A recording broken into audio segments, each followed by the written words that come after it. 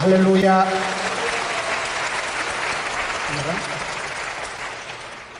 예레미야의 눈물.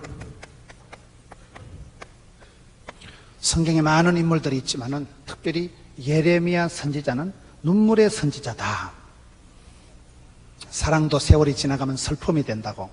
우리가 이 세상을 살아가면서 눈물의 기도가 아니고는 응답받을 수가 없고, 하나님 앞에 나올 때 가슴이 터질 것 같고 그런 일들이 많습니다. 오늘 성경 말씀을 통해서 예레미야라는 선지자가 그 시대에 어떻게 사역했을까요? 예레미야 오늘 1장을 살펴보는데, 저는 성경에 1장의 은혜가 많더라고요. 1장. 창세기 1장만 이해하면 하나님이 어떻게 우주 만물을 창조하시고 모든 것의 시작을, 기원을 가르쳐주는 게 창세기 1장이에요. 창세기 1장만 이해하면 우리가 하나님에 대해서, 우리의 신앙에서 중요한 시작이 절반이니까 믿음이 달라집니다.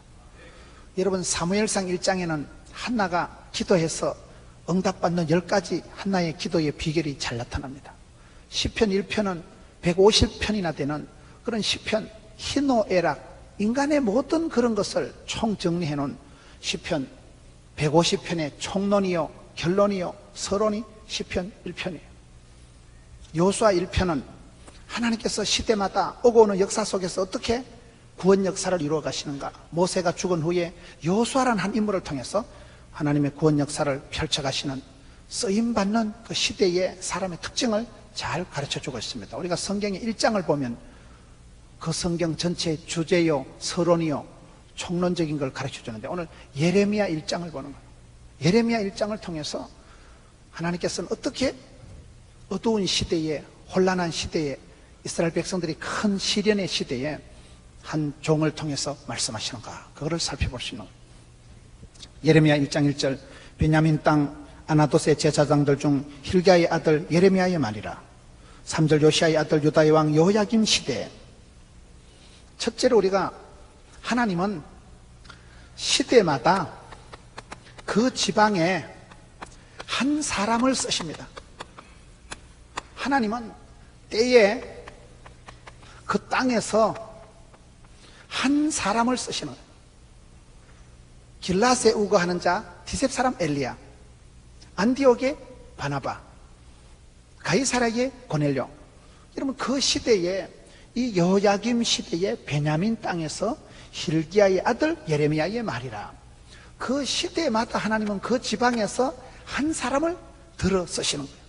하나님은 도매도 잘하시고 소매도 잘하신다고. 나라와 민족을 새롭게 할 때도 이새의 아들 다윗을 만나니까 내 마음에 합한 자다, 내 뜻을 몽땅 이루리라.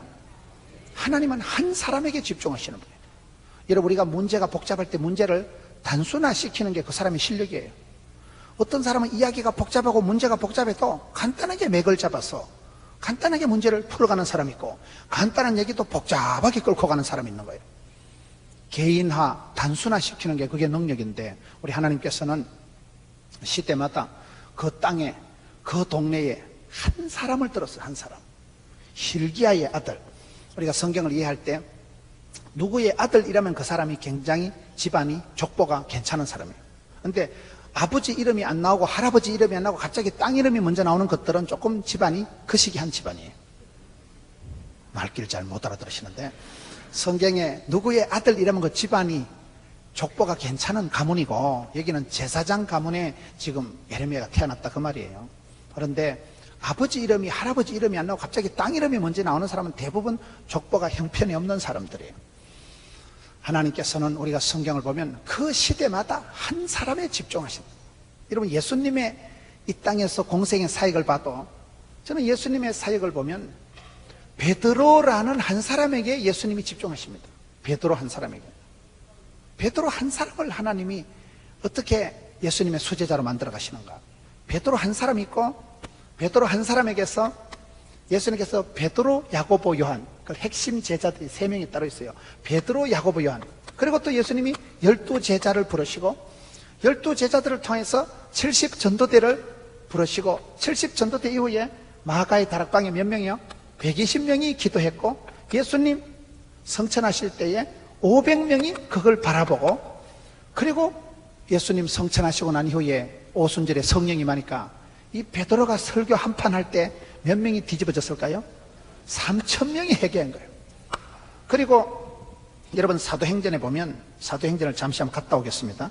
사도행전 성경에 보면 이 숫자에 대한 얘기가 잘 나와 있는데요, 사도행전 2장에 가서 보면 오순절에 성령 임하고 베드로가 설교를 할 때 큰 역사가 나타나는데, 사도행전 2장 38절, 베드로가 이르되 너희가 회개하여 각각 예수 그리스도의 이름으로 세례를 받고 제사함을 받아라.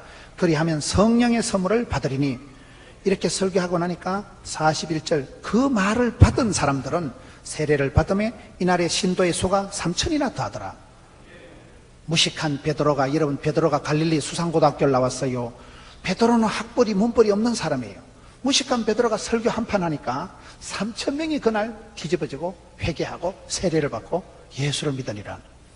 그 당시에 예루살렘 시민이요 2만 명이었다 그래요.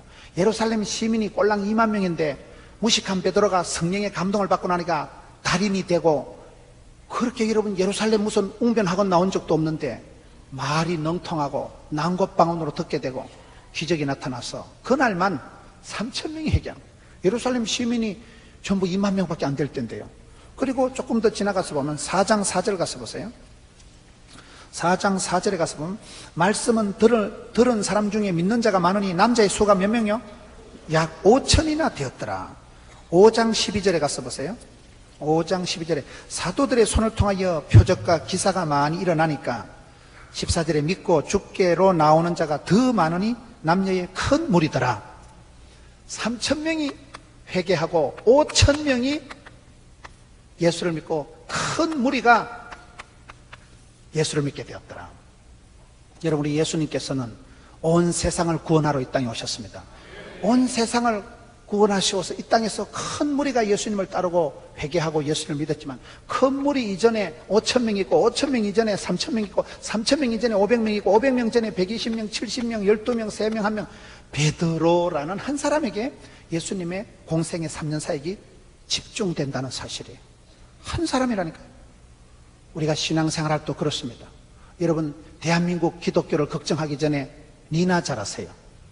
니 한 사람이 정신을 차리고 우리 모든 성도들이 각자가 회개하고 각자 하나님 앞에 나가면 거기서부터 부흥은 나로부터 시작된다고. 여러분, 기도를 해도 항상 주여 이 세상을 희떡 고쳐주옵소서, 그런 기도하지 말고 니나 잘하세요. 니나. 주님, 나를 들어 바다에 던지소서, 나를 고쳐주옵소서. 기적 중에 기적은 사람이 바뀌는 것이고, 사람 중에서 내가 변화되는 게 그게 가장 어려운 거예요. 그래서 우리가 성경을 볼 때 우리 하나님께서는 그 마지막 시대에 예루살렘이 멸망당하기 전에 한 사람, 그 시대의 여호야김 시대에 그 지방에 베냐민 땅에 한 사람, 지금 예레미야를 부르시는 거예요. 예레미야를 불러가지고 무슨 호강시키려고 부른 거예요. 눈물의 선지자 예레미야를 그렇게 하나님이 불러가시는 거예요. 항상 우리가 복잡한 문제 속에서도 문제를 개인적으로 적용할 줄 알아요. 우리가 말씀을 적용할 때 3P의 원칙이라고 해요. 3P의 원칙. 퍼스널, 개인적으로 해요. 퍼스널. 개인적으로 말씀을 적용해야 해요. 두 번째, 파서블, 가능한 것을 적용해야 해요. 세 번째, 프랙티컬, 실제적인 것을 적용해야 해요. 이걸 말씀을 우리가 생활에 적용할 때 항상 개인적으로 가능한 것부터 실제적으로, 구체적으로 말씀을 적용해야 하는 3P의 원칙이라 이러는데요. 하나님께서는 아무리 시대가 혼란해도 나라와 민족을 위해서 거국 내각을 구성하거나 특공대를 조직한 역사가 없고, 길라스에 우거하는 디셉 사람 엘리야, 가이사라의 고넬료, 베냐민 땅에 누구, 그 한 사람을 부르면 그 한 사람이 정신을 차리고 한 사람을 하나님께서 성령 충만하게 하시면 얼마든지 역사와 민족을 새롭게 하신다는 사실. 부흥은 나로부터 시작되고요, 모든 역사는 저와 여러분이 개인적으로 하나님 앞에 어떻게 결단하고 헌신하고 주님을 믿고 따라가느냐, 거기에서 다 결정이 나기 때문에 여기에 보면 하나님은 구원 역사를 베푸실 때 시대마다 한 사람을 통해서 역사하신다. 한 사람이 굉장히 중요해요. 한 사람 아담으로 말미암아 이 땅에 죄가 들어오고, 한 분 예수 그리스도로 말미암아 우리가 구원을 받습니다. 한 사람이 범죄함으로 대표적으로 온 인류가 아담의 범죄로 모든 사람이 죄를 범하였음에 하나님의 영광이 이럴 수가 없지만은, 한 분 예수님 그분이 오셔서 세상 죄를 지고 가는 하나님의 어린 양이 되셔서 저와 여러분의 부족과 허물을 친히 다 담당하시니까 누구든지 예수를 믿으면 하나님의 자녀가 되는 상속권을, 특권을, 신분이, 소속이 달라진다. 그래서 우리가 이 한 사람, 하나님은 그 시대마다 2009년, 2010년 그 시대에 수원 땅에, 대한민국 땅에 한 사람을 스카우트하셔서 역사 민족을 늘 새롭게 하시기 때문에 저와 여러분이 주님 앞에 설 때는 단독자요, 하나님의 말씀 앞에 독대, 단판, 짓고 대면하길 잘해요. 하나님 앞에 주님 제가 여기 있사오니 도매금으로 회개하지 마세요. 다른 사람들이 다 그렇다고 문제를 상대화시키지 마세요. 다른 사람 어찌하든지 내 결단, 내 믿음 좀 왜요? 하나님은 그 베냐민 땅의 여호야김 시대에 예레미야 한 사람을 스카우트하셔서 이 예레미야가 이때부터 해서 40년 동안을 독신으로 장가도 안 가고 주의 말씀을 계속해서 대언하게 되는 거예요. 우리가 신앙생활할 때 그걸 잘해야 됩니다. 모든 것을 일반화시키고 객관화시키면 안 돼요. 개인적으로 구체적으로 말씀을 받아들여야 되는 거예요. 설교를 듣다가 요즘 이순신 믿음이 있다 그래요. 이순신 믿음. 내 죽음을 알리지 말라 하셨듯이 내가 교회 댕기는 것을 알리지 말라 그래. 이순신 믿음이라 했어요. 내가 교회 댕기는 걸 알리지도 말고 그런 믿음을 가지면 안 되는 거예요. 개인적으로 주님 제가 여기 있사오니 주님 제가 한번 해보겠습니다. 부족하지만 개인적으로, 인격적으로, 구체적으로 결단하는 게 중요하기 때문에 여기도 보면 우리 하나님은 시대마다 한 사람을 부르시는구나. 윗물은 더러워도 한 사람이 깊은 산속 옹달샘 같이 되면 거기서부터 샘물이 퐁퐁 솟아나가지고 역사와 민족을 새롭게 하고, 샘물은 자기 정화 능력이 있고 샘물은 흘러가면서 산천초목을 오곡백가를 푸르게 유익하게 하는 게 샘물의 기능이에요. 저수지는 아무리 많아도 가둬놓으면 썩어버리지만 샘물은 자기 정화가 되고 흘러가면서 흙탕물도 이파리도 떠내려가면서 변화의 역사를 일으키는 게 샘물이기 때문에 시대를, 환경을, 배경을, 조건을, 분위기를, 집안을 변명하지 마세요. 니나 잘하세요. 내 한 사람이 결단하고 회개하고 내 한 사람이 주님 앞에 똑바로 서면 그 사람 때문에 족보가 달라지고 문화가 달라지고, 거의 역사는 그런 떠내려가는 사람이 아니라 주도하는 역사의 주인공이 되는 창조적인 소수에 의해서 역사가 만들어진다는 사실. 구경꾼 같은 사람이 되지 말고 말썽꾼이 되지 말고 일꾼이 되고 주역이 되고 주도적으로 살아가고 주인공이 되고. 차를 여러분 운전하는 사람이 멀미를 하겠어요? 옆에 얹혀서 공짜로 타고 가는 사람이 멀미하겠어요? 운전하는 사람은 절대로 멀미를 안 한다니까요. 내가 역사의 주인공이 되고 내가 우리 교회의 부흥의 핵이 되고 핵심 가치를 붙잡고 먼저 그의 나라와 그의 일을 구하고, 다른 사람이 어찌하든지 다른 사람을 따라 역사를 살아가는 게 누구 때문에 그런 삶이 아니라, 그럼에도 불구하고 그 시대마다 지방마다 때에 땅에 한 사람을 통해서 하나님은 역사하시고, 오늘 1절에 보면 하나님께서는 예레미야를 볼 때 베냐민 땅에 3절의 여호야김 시대에 예레미야를 스카우트하시고 그 예레미야를 통해서 하나님이 큰 구원 역사를 이루어 가시기 때문에 우리의 신앙생활은 항상, 여러분 볼링을 칠 때도 볼링을 칠 때 그 공을 다 잡아뜨리려고 욕심을 내고 냅다 굴리면 거의 또랑으로 빠진다 그러잖아요. 한 점을 보고 하면 다 날아가는 거예요. 우리는 시대를 살아갈 때 괜히 세상 염려 무거운 짐 내 혼자 지고 할 필요 없어요. 내가 할 수 있는 일, 내 몫에 패인 십자가를 내가 지고 내가 나의 길을, 주의 길을, 마이웨이를 걸어가면 이 길 끝에서 주의 영광 보는 거예요. 나의 가는 이 길 끝에서, 그때 주의 영광을 보는 거예요. 이 길 끝에서. 그래서 우리 예수님께서도 이 땅에 오셔서 3년 동안 온 세상을 구원하시려고 하니까 얼마나 바쁘셨겠어요. 그러나 가장 집중한 것은 베드로예요. 베드로 한 사람을 끝까지 추적 60번 해서 실패하고 도망가고 부인하고 저주한 베드로를 따라가서, 베드로야 네가 나를 사랑하느냐? 내가 주를 사랑하는 줄 주께서 아시나이다. 너는 나를 따르라. 내 양을 치라. 계속 베드로와 씨름하고 베드로와 숨바꼭질하고 베드로를 포기하지 않고 추적 60번 해서 기어이 당신의 수제자로 만들고, 그 변화된 베드로가 설교 한판 할 때 예루살렘 시민이 2만 명밖에 안 될 때 하루 저녁에 3천 명이 회개하고 5천 명이 예수 믿고, 큰 무리가 그 베드로를 중심으로 하는 사도들이 설교할 때 기적이 나타나고, 여러분 하나님께서는 그렇게 역사를 이끌어 가십니다. 저와 여러분이 이 군중 속에 고독을 느끼는 신앙이 아니라 많은 무리 속에 익명으로 숨어있는 신앙인이 되지 말고, 주님 제가 여기 있사오니 개인적으로, 인격적으로, 구체적으로 그렇게 결단해서 내가 할 수 있는 일을 사부작 내가 할 수 있는 일을 엣지 있게 하다 보면 한 사람이 큰 무리를 변화시키는 지렛대 역할을 하고 5,000명을 3,000명을 변화시키는 마중물 역할을 하고 그런 큰 부흥의 불씨가 된 사람이 베드로 한 명이라니까요. 예수님께서 베드로에게 천국의 열쇠를 주고 베드로에게 바요나 시몬아 네가 복이 있도다. 베드로에게 네 믿음 위에 반석 베드로라는 이름 그 네 믿음 위에 교회를 세우리니 음부의 권세가 이기지 못하리라.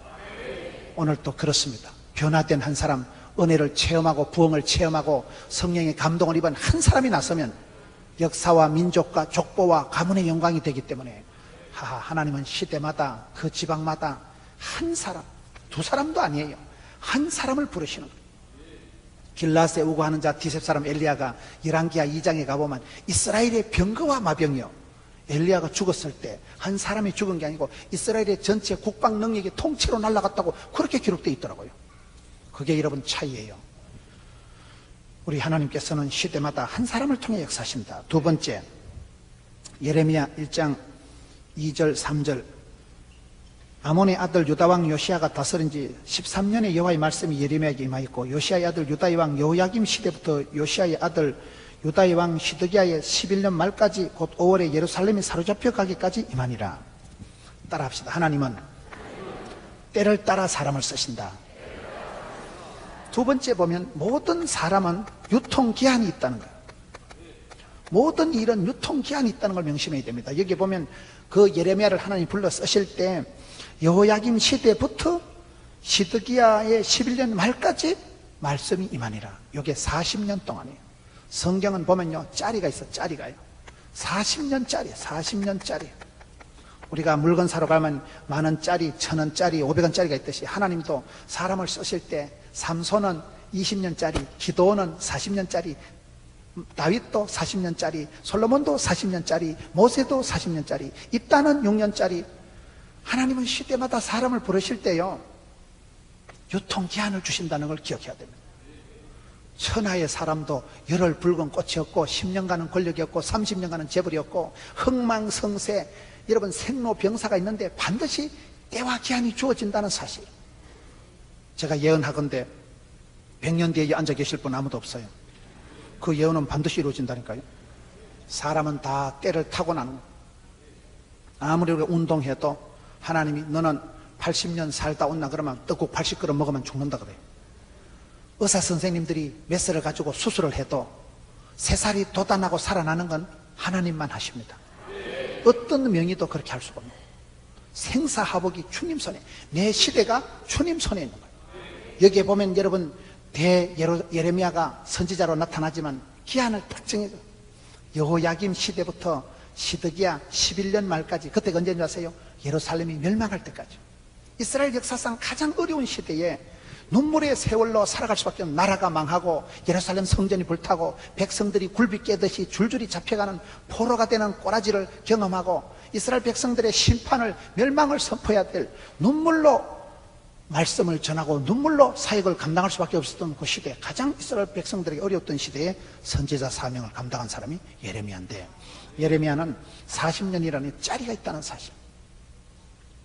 세월을 아끼는 게 지혜고요, 시간이 행복이고 시간이 돈이고 시간이 사랑이에요. 시간이 사랑. 시간이 지나면 여러분 아무 소용이 없는 거예요. 가장 무서운 게 약 중에 제일 좋은 약은 세월이 약이겠지요 이러잖아요. 시간만큼 무서운 거예요. 세월이 지나가면 속절없는 거예요. 고운 것도 거짓되고 아름다운 것도 헛되니, 젊은 아가씨들이 이쁘다 해도 니도 80 돼봐라. 80, 90 되면 모든 게 평준화 된다는 거예요. 배운 거나 무식한 거나 있는 거나 없는 거나. 여러분 80, 90 되면요 서울대학을 나왔던 국민학교를 나왔던 차이가 없다는 거예요. 모든 건 평준화 된다는 거예요. 하나님께서 우리를 부르실 때 천하에 누구라도 다 때와 기한이, 전도서 3장 1절에 범사의 기한이 있고 만사가 다 때가 있다는 사실. 때를 알고 때를 열어가고 때를 잘 준비하는 사람이 지혜로운 사람이에요. 이 때를 위함이 아니냐. 왜요? 하나님께서는 유통기한을 두고 쓰신다니까. 유통기한을. 음식이 유통기한 지나면 어떻게 되겠어요? 약도 오래된 건 약이 아니고 독이다 그러잖아요. 화장품도 오래된 걸 쓰면 그게 독이 된다 그러잖아요. 모든 건 기한이 있다는 거예요. 여기는 시차를 또렷하게 해서 유다왕 요시야가 다스린 지 13년의 여호와의 말씀이 예레미야에게 임하였고, 거기 여호야김 시대부터 시드기야의 11년 말까지 임하니라. 유통기한이 짜리가 분명히 나온다는 사실. 우리가 아무리 설치고 아무리 큰 소리 쳐도 다 때가 지나면 세월이 무서운 거예요. 세월이. 시간 앞에서 이길 사람이 없는 거예요. 그래서 우리가 시간이 금이고 시간이 행복이고 시간이 은혜고 시간이 건강이고 시간이 사랑입니다. 함께 할 수 있는 그게 중요한 거예요. 유통기한이 있다. 여러분, 사랑도 추나 추동을 지나봐야 된다 그러다. 추나 추동. 봄, 여름, 가을, 겨울이 다 있는 거예요. 여러분, 겨울이 땡땡하게 추워야 됩니다. 겨울이 이상 난동, 이상 기온이 있으면 봄철에, 여름철에요, 병충해가 많이 생긴다.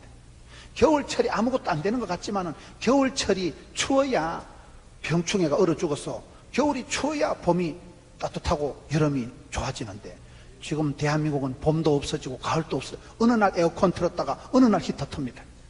봄이 없는 시대가 돼요. 지금 이상고온 때문에 온갖 신종, 풀류, 부종, 잡종, 오만기 다 나타나는 시대. 겨울이 추워야 겨울에 나무가 자라는 게 아니고 야무러진다는 거예요. 나무가 겨울에 익어가고 튼튼해지고 나이테가 보면 겨울에 그때 단단해지고 야무러지는 게 겨울철이라 그러거든요. 추나 추동을 지내봐야 돼. 겨울철에 오리털 파카 입은 모습만 보다가 여름철에 비키니 입은 거 보면 졸도할 사람이 있습니다. 그래서 추나 추동을 지나봐야, 사계절을 지나봐야 뭐가 보인다, 한다. 사랑도 그렇고 모든 것은 유통기한이 있기 때문에 때를 우리가 열어가고 때를 잘 알아야 돼요. 사람은 아무리 강해도 내일 일을 알 수가 없고, 여러분 어리석은 부자 보세요. 어리석은 부자. 어리석은 부자가 뭐예요? 누가복음 12장에 보면 농사를 잘 지어가지고 곡식이 많으니까 창고를 짓고 온갖 구상을, 발상을, 착상을, 상상을 다 했는데 그날 밤에 내가 오늘 밤 너를 데려가겠다. 그 많은 재산인 창고가 아무 소용이 없는 거예요. 죽 써서 개 주는 거예요. 곰은 제주가 넘고 뭐는 거시기가 하고, 우리가 그런 세월이 많습니다. 저와 여러분이 하나님 주신 세월이 딱 정해져 있는 거예요. 열흘 붉은 꽃이었고 꽃은 떨어지고 잎은 마르고 풀은 시들고 모든 것은 지나감이라, 지나가고 사라지고 없어질 것이기 때문에 유통기한이 있기 때문에 이걸 명심해야 돼요. 우리가 여러분 오늘 밤 죽는다면 천국 갈 자신 있습니까? 전도 폭발할 때 그 말 물어보면 사람들이 많이 놀랍니다. 오늘 밤 죽는다고는 아무도 생각 안 하거든. 밤새 안녕하는 일이 있지만은 내가 오늘 밤 죽는다고는 아무도 생각 안 하기 때문에, 그래서 사람들이 세월을 겁을 안 내고 방자하게 살아가고 방심을 하고. 그러나 종말론적인 봉사를 해라. 선교사적인 삶을 살아라. 천년의 꿈을 꾸지만은 하루를 천년같이 살아라. 왜요?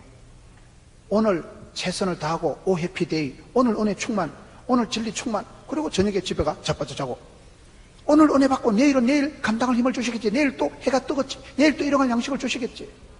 내일 일을 염려하지도 말고 지나간 과거를 곱씹지도 말고 오늘 지금 여기서 현실에 최선을 다하는 사람이에요. 하나님은 스텝 바이 스텝, 데이 바이 데이, 일마다 때마다 복을 주시죠. 하나님께서 복을 주실 때는 여기에 보면 이스라엘 백성들에게 이른 비로 늦은 비로 때를 따라 복을 주시지만은 이스라엘 백성들이 심판을 받을 때는 어떤 일들이 나타날까요? 이게 문제가 오는 거예요. 유통기한이 짧아지는 거예요. 마가복음 13장 20절에 보면 하나님은 고통의 때를 줄여주신다. 하나님이 사랑하는 자는요, 빚지고 가난하고 병들고 그런 때를 싹 줄여주시는 거예요. 환난을 벗어나게 하신다. 야베스의 축복, 역대상 4장 10절.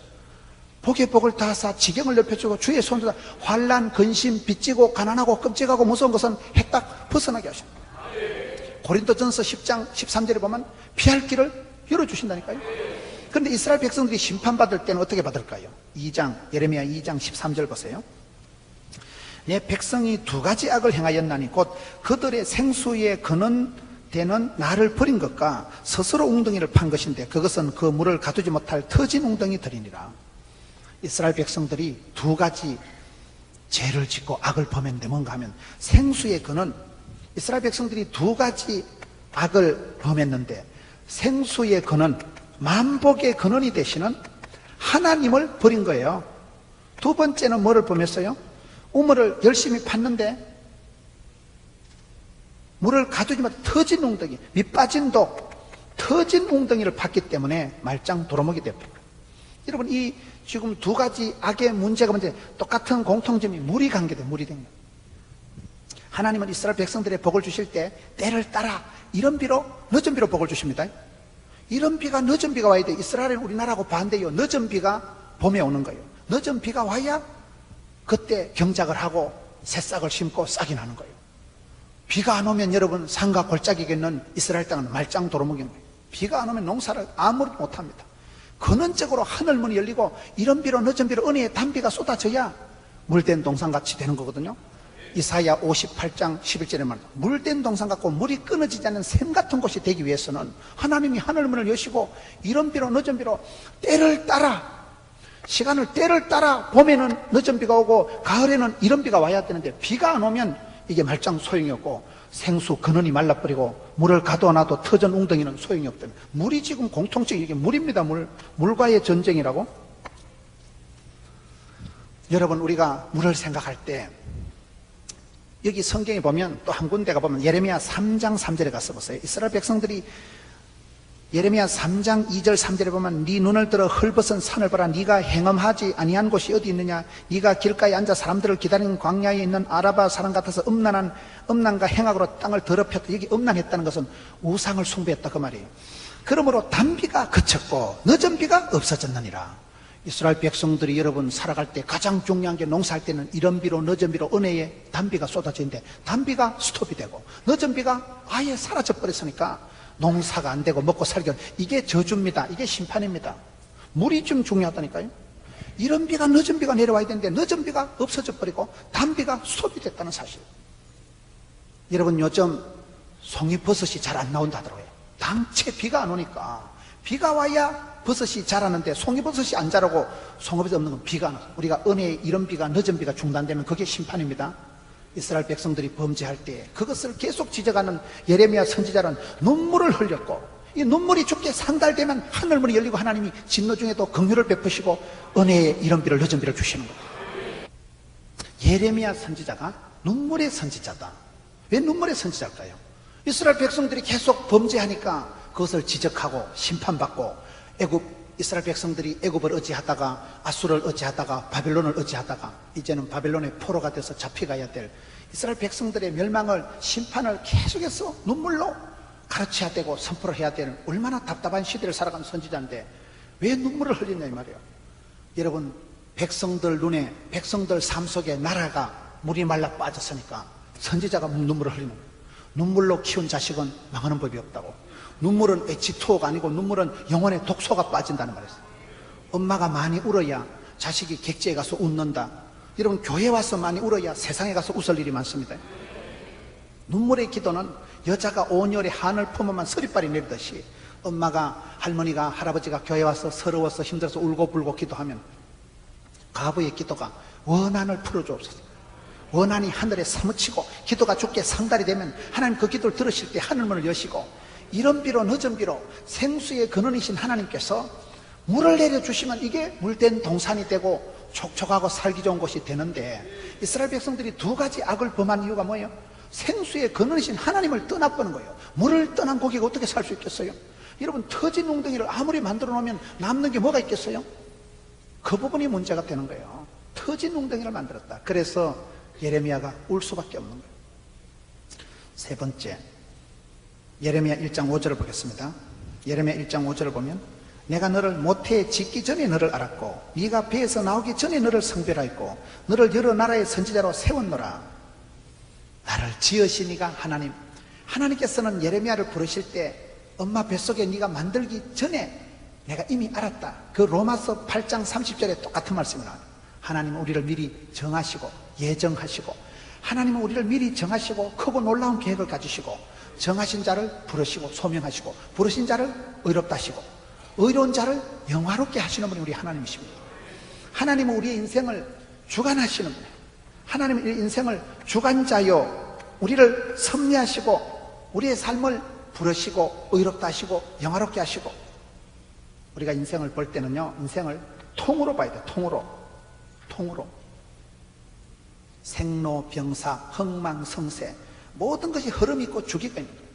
저는 신앙생활 잘하는 건 어떻게 하는 것이냐 생각할 때 저와 여러분이 살아가다 보면요 나도 모르게 식은방을 떨고 교만해질 때가 있어. 사람이 저 사람이 요새 좀 오바한다 식은방을 떨다 그러면 교만한 자는 하나님 치시고요 겸손한 자에게 복을 주시거든요. 그래서 내가 내 마음에 수위 조절을 잘해야 돼요.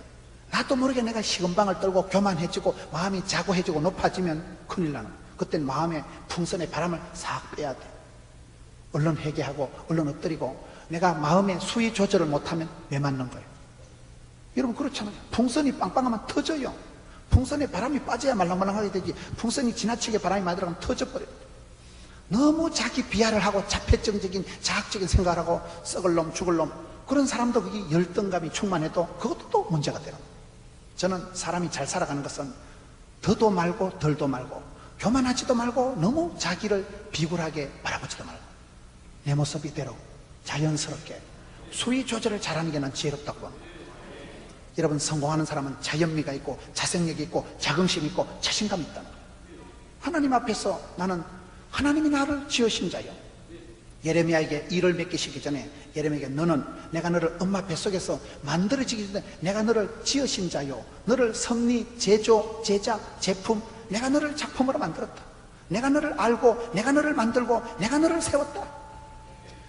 그런 예레미야의 정체감에 대해서 분명하게 말씀을 하십니다. 사람은 자신감이 있어야 어디 가든지 당당하게 살아갑니다. 정체감이 흔들리면 안 되는 거예요. 여기에 지금 5절 말씀을 보면 하나님은 저와 여러분을 주관하시는 분이고 15절 말씀 한번 보세요. 1장 15절에 보면 내가 북방 왕국들의 모든 족속들을 부를 것인즉 그들이 와서 예루살렘 성문에게 각기 자리를 정하고 모든 성읍들을 치리라. 여호와의 말이니라. 하나님께서는 북방 왕국이란 말은 이방인들 바벨론 나라를 나쁜 사람들을 들어서라도 지금 이스라엘을 치는 거예요. 하나님께서는 그 시대마다 여러분 사람을 통해서 역사하시는데 사람이 하나님의 방법인데 내가 하나님 앞에 겸손하고 하나님 앞에 내가 복받을 삶을 살아가면 하나님께서 사람을 축복의 통로로 쓰시지만 거기 반대일 때는요 사람이 문제예요. 사람이 사무엘하 7장에 가서 보면 인생 채찍으로 사람 막대기로 징계한다. 사람이 여러분 문제 사람이요.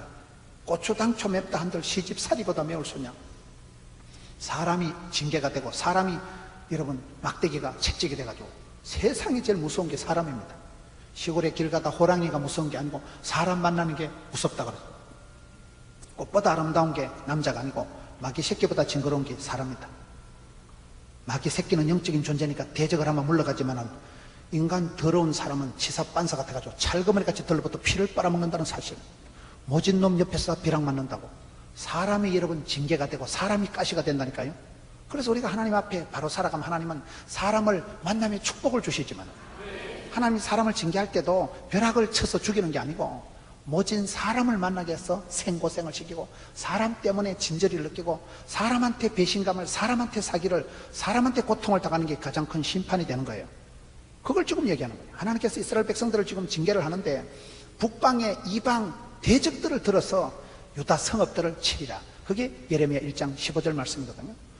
하나님은 역사를 주관하십니다. 생로, 병사, 흥망, 성세, 인간의 모든 것을 하나님께서 주관하실 때 그때 우리가 하나님 마음을 기쁘게 하나님 마음을 시원하게 해드려야지. 이스라엘 백성들이 천년의 세월 동안 하나님 마음을 섭섭하게 했기 때문에 우리가 역사를 주관하신 하나님의 역사를 통으로 봐야 돼. 통으로 짧게 보면 안 된다니까요. 인생은 오르막이 있고 내리막이 있고 밀물이 있고 썰물이 있고 불경객이 있고 허경객이 있고 추나 추동이 있고 인생은 여러분에게 때가 있는데 그때 그 때를 볼 때 흐름이 있다는 거. 흐름이 있다는 거. 지금 예레미야 선지자는 그렇게 눈물로 기도할 수밖에 없었던 이유가 뭐예요? 이스라엘 백성들이 천년의 세월 동안 범죄하고 우상 숭배하고 영적으로 간음을 하고 하나님 마음을 아프게 섭섭하게 했기 때문에 이때는 하나님께서 심판의 진노의 때가 되어버린 거예요. 그 때를 볼 때 그렇게 봐야 된다고. 몸에 또 바이오 리듬이 있고 생체 리듬이 있고 모든 것은 주기가 있고 생리가 있고 흐름이 있습니다. 이게 흐름이 있는 거예요. 사이클이 있는 거예요. 사이클이요. 불경기가 있고 허경기가 있고 장사가 잘 될 때가 있고 안 될 때가 있고 몸이 아플 때가 있고 컨디션이 좋을 때가 있고 컨디션 조절을 잘 수위 조절을 잘해야 돼요. 거기서 실패하면 병이 오는 거예요. 과로하고 과속하고 과식하면 문제가 온다고 그러죠. 과로가 만병의 원인이고 차도 과속하면 하나님이 차에서 얼른 내린다는 거예요. 니 혼자 과속하다 전봇대 받아가지고 과속하는 사람, 과식하는 사람 돼지같이 먹고 살을 빼려고 아무리 애를 써도 안 됩니다. 먹는 것을 식습관을 조절을 못하면 결코 뱃살과의 전쟁에서 승리할 수가 없습니다. 먹는 게 중요해요. 음식을 조절할 수 있는 사람은 모든 걸 조절할 수 있다, 그런 말이 있어요. 음식으로 못 고치는 병은 약으로도 못 고친다, 그런 말이 있어요. 하나님은 우리를 주관하시기 때문에 우리가 하나님의 그 흐름을, 하나님의 손길을 통으로 봐야 된다. 저는 시편 73편에 보니까 시편 73편 28절에 여호와를 가까이 해라. 하나님을 가까이 하는 게 내게 복이다. 우리가 하나님을 가까이 하는 게 복이라는 말은, 하나님과는 첫째 하나님하고는 친해야 되고, 그 다음에 하나님하고는 편해야 되고, 그 다음에 하나님하고 통해야 돼. 통해야 된다니까요. 여러분, 친한 사람이 친밀도가 높아야 돼. 친밀도. 어떤 사람을 얘기할 때 저분은 실세다, 척근이다, 신복이다 이러잖아요. 내 마음 먹은 걸 가장 잘 알아서 하는 신복, 척근, 실세. 하나님을 가까이 하는 사람은 하나님 마음을 알고, 우리가 예배에 성공할 때 하나님이 뭘 기뻐하시는가 말씀을 통해서 하나님 뜻을 캐치하기 때문에 예배를 잘 드리는 사람은 하나님의 기쁨이 되는 거예요. 아, 하나님이 이걸 좋아하시는구나, 싫어하시는구나, 그걸 알기 때문에 예배에 성공할 때 나 주의 기쁨 되리라, 하나님의 뜻을 알고 하나님의 마음을 시원하게 해드리면 그 사람이 복을 받죠. 그 부분에 성공한 사람이 다윗이에요. 이세 아들 다윗을 만나니까 내하고 궁합이 코드가 딱이다, 내 뜻을 몽땅 이루리라. 하나님하고는 친해야 됩니다. 하나님을 가까이 하는 게 내게 복입니다. 사탄은 멀리 해야 돼요. 마귀는 대적하고 하나님은 사랑하고 이웃은 섬기고 부부간에 돕는 배필이 되고, 이 관계 설정을 잘해야지. 마귀를 가까이 하고 하나님을 멀리하면 집구석이 이상해집니다. 수위 조절, 관계 설정을 잘해야 되는데 하나님하고는 친해야 된다. 그 다음에 편해야 돼. 여러분, 친정이 편하겠어요? 시댁이 편하겠어요? 친정 엄마 있는 데 가면 편하겠어요? 시어머니 앞에 가면 편하겠어요? 부흥되는 교회는 친정집 같아요. 편안하고. 부흥되는 교회는 친정 같은 거예요. 뻔하게 살지 말고 펀하게 살아라, 그런 말이 있어요. 뻔하게 그런 상투적으로 그런 형식적인 무늬만 크리스찬인 삶을 살지 말고 펀 알아요? 재밌게, 즐겁게, 신나게 살아라, 그런 말이 있어요. 하나님하고는 편해야 돼. 그리고 통해야 된다. 왜요? 피가 통해야 건강하고 말이 통해야 행복하고, 통해야 돼. 통하지 않으면 이게 아무것도 안 됩니다. 그래서 우리가 신앙생활 할 때 하나님하고 얼마나 가까이 친하고 편하고 통하느냐, 그게 중요하다니까요. 여호와를 가까이 하면 이게 복이라 했으니까, 이스라엘 백성들이 여기서 보면 왜 자비로우신 하나님께서 그렇게 예레미야 선지자를 눈물의 선지자로 부르고 왜 그렇게 했을까? 이게 때가 찼다니까요. 이게 수위 조절이 안 돼가지고 이스라엘 백성들의 진노가 하늘에 사무치고 하나님 노를 격발하고 천년의 세월 동안 배반과 불신과 타락과 부패의 삶을 살아가기 때문에 하나님께서 예레미야 때는 눈물의 선지자를 만들어. 그래서 우리가 신앙생활 할 때는 역사를 주관하신 하나님 앞에 이 때가 지금 어떤 때냐, 때를 잘 분별해야 돼. 그 때에 맞춰서 살아가야지. 신토불이라고 음식도 과일도 지철에 지땅에 나오는 200리 안에 나오는 과일을 많이 먹으라 그러잖아요. 그게 중요해요. 요즘 애들이 왜 철이 안 드는가 하면 지철이 아닌 과일을 겨울철에 여름철 과일을 먹고 한국에서 아프리카 과일을 먹으니까 철이 안 든다는 말이 있어요. 하나님이 역사를 주관하실 때 이스라엘 백성들이 복을 받을 때는 하나님하고 친하고 편하고 통할 때 복을 받았듯이, 오늘 또 우리가 이 말씀을 볼 때 전체적으로 왜 우리가 회개해야 되는가, 왜 우리가 얼른 하나님 품으로 돌아가야 되는가. 구약 성경의 주제는 간단한 거예요. 늦은 비가 왜 끊어졌어요? 여러분, 단비가 왜 없어졌어요? 이스라엘 백성들이 범죄해서. 그래서 저와 여러분은 늘 엎드리고 회개하고 주님 앞에 자복하고 주여 불쌍히 여겨 주옵소서. 그래야 늦은 비가 회복되고 늦은 비의 복을 받아야 여러분 농사가 된다니까요. 늦은 비가 안 오면 말짱헌늘이에요. 여러분, 금년에도 주여 늦은 비의 복을 주옵소서. 늦은 비가 와야 농사가 되고 이런 비가 와야 여러분 농사가 되는데, 때를 따라 하나님은 그때그때 이런 비로 늦은 비로 만나로 메추라기로 지푸라기로 막대기로, 지푸라기 아니고 지팡이와 막대기로 푸른 초장 실만한 먹고로 종합 추석 선물 세트로다가 복을 주시려고 하는데, 이스라엘 백성들이 범죄할 때는 이게 다 무너져버려요. 그래서 선지자가 눈물로 기도할 수밖에 없는 그런 상황이 왔기 때문에 우리가 예레미야라는 한 눈물의 선지자 일생을 보면서 하나님께서 그 한 사람을 통해서 주시는 메시지가 뭘까요? 이스라엘 백성들에게 돌아오라. 범죄의 현장에서 돌아오고 하나님께 멀어진 데서 하나님과 친하고 하나님과 편하고 하나님과 통하는 사람. 신통, 인통, 물통, 사통, 그런 말이 있어요. 하나님과 내가 통하고 영혼이 같이 범사가 잘 되고 먼저 그의 나라와 그의 의를 구하면 모든 것은 보너스로 주신 하나님이기 때문에 핵심 가치, 영적인 신앙의 본질, 우선순위에 대해서 실패하면 안 된다.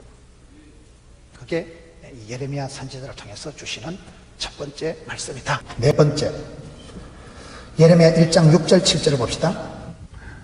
예레미야 1장 6절, 내가 이르되 슬퍼도소이다. 주 여호와여 보소서, 나는 아이라 말할 줄을 알지 못하나이다 하니 여호와께서 내게 이르시되 너는 아이라 말하지 말고 내가 너를 누구에게 보내든지 너는 가며 내가 네게 무엇을 명령하든지 너는 말할지니라. 네 번째, 사람은 자기 정체감이 분명해야 돼요. 정체감, 소명감, 사명감이 분명해야 됩니다. 지금 여기에 하나님께서 예레미야를 부르실 때 6절의 첫 마디가 내가 이르되 슬퍼도소이다. 왜 그럴까요? 예레미야가 생각할 때 나는 절단났다는 거예요. 하나님은 거룩하시고 지존하시고 위대하신 하나님인데 나는 어린아이고 나는 미숙하고 부족한데 내가 어떻게 이 어려운 선지 사명을 감당하냐. 슬퍼도소이다. 우리가 하나님을 만날 때 대부분 현상들이 비슷합니다. 여러분, 이사야 선지자가 이사야에 보면 거룩하신 하나님 만날 때 첫 마디가 뭐예요? 화로다 나여 망하게 되었도다. 이사야 1장에 보면 내 같은 입술이 더러운 자가 거룩하신 하나님을 만났으니까 화로다 나여, 나는 입술이 부족한 자고 나는 망하게 되었도다. 거의 비슷해요. 사사기에 보면 삼손의 아빠가 하나님의 사자를 만나고 나도 이제 나는 죽었구나. 삼손의 엄마는 믿음이 좋아.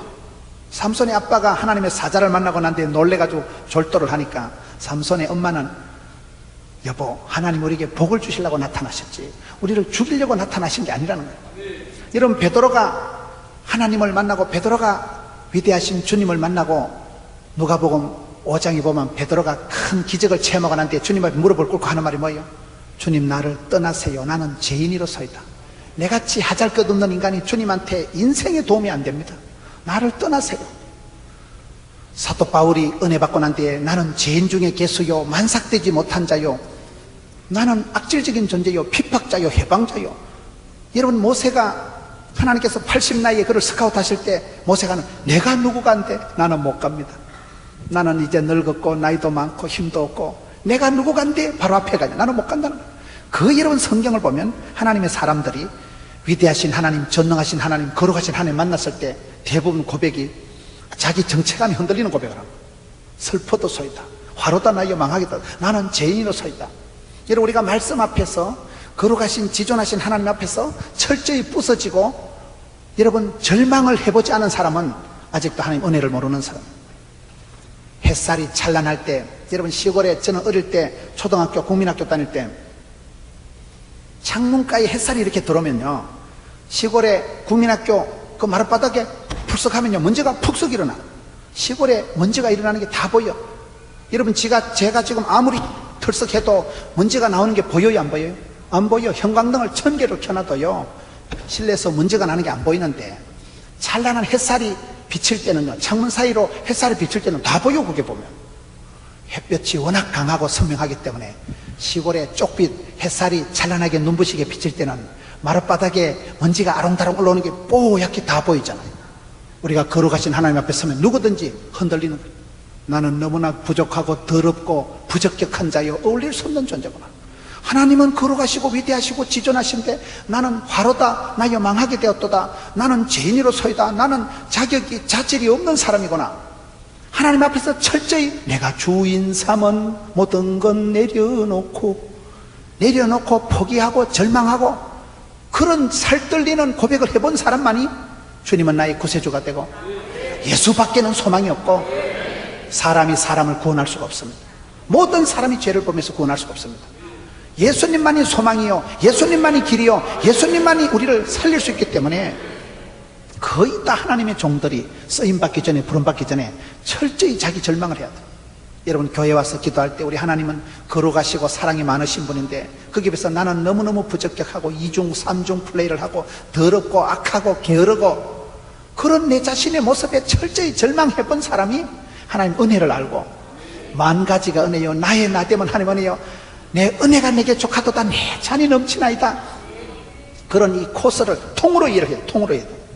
우리가 은혜 받고 주님 앞에서 너무너무 하잘것없는 존재들하고 자복하고 엎드려서 빌면 하나님은 나 같은 죄인을 살려주시고 실패한 베드로에게 사명을 맡겨주시고 내 양을 먹이라. 실패한 베드로를 보고 어디까지 갔었어? 다시 한번 얘기해봐라. 계집아이 앞에서 예수님 모른다고 부인하고 저주하던 그런 모습을 확인하지 않습니다. 그냥 사랑으로 덮어버리고 아침을 먹여주고 생선을 구워주고 먹은 사람은 말이 없다고요. 주님은 우리를 그렇게 사랑해 주시고 우리에게 다시금 콜링 재소명을 하셔서 우리에게 미션, 사명을 맡기시는 분인데, 그래서 여기에 보면 슬프다 소이다 나는 죽었다 나는 슬프다 주 여호와여 보소서 나는 아이라 말할 줄을 알지 못하나이다. 나는 아이라 나는 아이다. 나는 말도 잘 못하는 어린애입니다. 이런 고백을 할 수밖에 없다는 거예요. 왜요? 저와 여러분이 위대하신 하나님 앞에 누가 큰 소리 뻥뻥 치겠어요? 거룩하신 하나님 앞에 누가 깨끗하다고 호언장담을 하겠어요?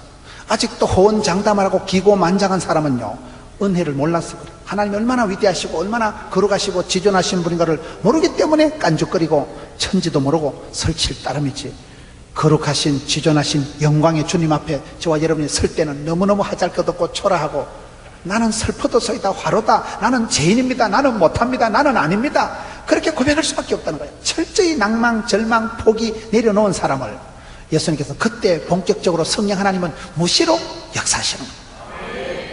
여기에 나는 아이라 말도 잘 못합니다.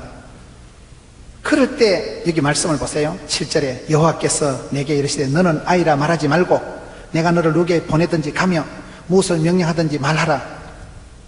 일단 여기서 어떻게 하면 우리가 정체감을 소명감을 가질까요? 첫째, 말을 잘해야 돼. 말을. 나는 아이다 말하지 마라. 여러분 아직도 예레미야는 미숙하고 어리기 짝이 없지만 너는 어린아이라고 말도 하지 마라. 성경을 쭉 보면 똑같아요. 하나님께서 다윗이 죽고 난 뒤에 다윗의 아들 솔로몬을 세울 때 똑같은 말을 합니다. 솔로몬을 세울 때 열왕기하 2장 2절에 보면 힘써 대장부가 되라. 솔로몬은 아직 어리지요. 지어야 될 성전은 크고 장려한데 아들이 쫓겨나니까 아버지 다윗이 아들아 너는 힘써 대장부가 사나이가 되라. 유치찬란하게 어린애 같은 짓을 버리라. 고린도전서 13장 사랑장에 중요한 건 어린아이의 일을 버리라. 언제까지 유치하게 언제까지 철딱서니 없이 언제까지 어린애까지 그러지 말고 너도 이제 어른이 되고 장성하고 성숙하고 홀로서기를 해라. 언제까지 어린애같이 유치하면 안 돼요. 자라야 돼요. 자라야 돼요. 성숙해야 되고 장년이 되고. 하나님께서는 솔로몬에게 복을 주시기 전에 솔로몬아 두려워 말라 놀라지 말라 마음을 강하고 담대해라. 주의 말씀을 따라갈 때 힘써 장부가 되라.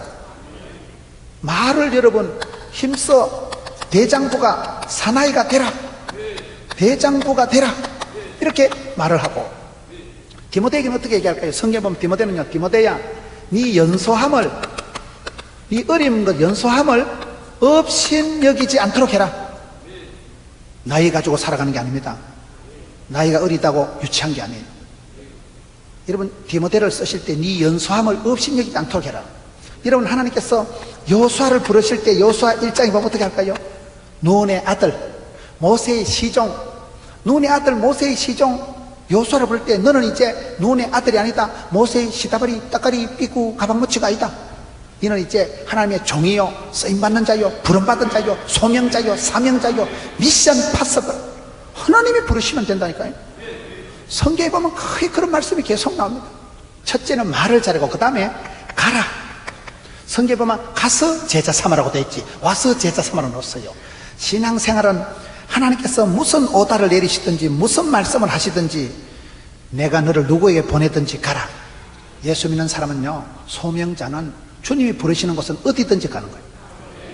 제가 캠퍼스 사역을 하고 의과대학 간호대학생을 가르칠 때 스코틀랜드 눈이 파란 의사 선생님 부부가 저와 같이 사역을 했어요. OMF 선교사들이 같이 사역을 하는데 그 아주 예쁜 스코틀랜드 눈이 파란 영국 의사 선생님이 물어봤어요. 선생님 어떻게 해서 그 영국의 좋은 나라를 등지고 멀리 여기까지 한국까지 왔냐 물어보니까 그분 신앙 고백이 우리 하나님은 성실하신 하나님인데 나는 하나님의 말씀을 큐티를 하고 하나님의 말씀에 순종을 하다 보니까 하나님은 성실하셔서 한 번도 나를 실망을 안 시키고 하나님 인도하시는 대로 오다 보니까 여기까지 왔다는 거예요.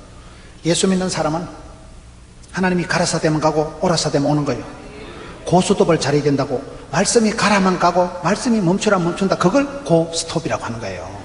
고스톱을 이상하게 생각하시지 말고 여기에 하나님께서 세 가지를 얘기하시는데 너는 어린아이다, 어리다, 부족하다, 힘들다, 어렵다 말도 하지 말아라. 여러분 4차원의 영성이 뭐예요? 말이라도 빵실하게, 꿈이라도 거창하게, 생각이라도 아싸라게. 여러분 하나님은 우리를 차원 높게 이끌어 가시는데 말이 씨가 되고 혀의 권세가 있고 입술에 열매가 있기 때문에 현실일지라도 사실일지라도 안 된다, 어렵다, 부정적인 네거티브한 말을 하지 마세요. 문제를 문제 삼지 말고 문제를 기도 제목으로 삼아라. 근심거리를 가지고 한숨을 쉬지 말고 찬송의 제목을 삼아버리라. 그게 여러분 성도의 특권이에요. 말이라도 너는 어린아이다, 나는 아이다 말을 하지 말라고 지금 얘기하는 거예요. 하나님은 사람들을 쓸 때 어린 솔로몬을 너는 힘써 대장부가 되고 사나이가 되지 맨날 어린애같이 투정이나 부리고 그러지 마라. 어린 디모데를 보고 연약하고 병약한 디모데를 보고 네 어린 나이를 업신여기지 않도록 마음을 강하고 담대하고 은혜 속에서 강하라. 여러분 여호수아를 보고 눈의 아들 모세의 시종이라고 생각도 하죠. 너는 이제는 단독자요, 하나님 앞에 부름받은 자요, 네가 이스라엘 백성을 끌고 홍해를 건넜으니까 너는 이제 요단강을 건너고 여리고성을 뺑뺑 돌았어. 하나님이 13바퀴 돌아니까 13바퀴 돌았잖아요. 믿음으로 순종해서 쓰임받은 사람이 여호수아 아닙니까? 믿음으로 구원받고 행함으로 축복받고 순종으로 쓰임받고.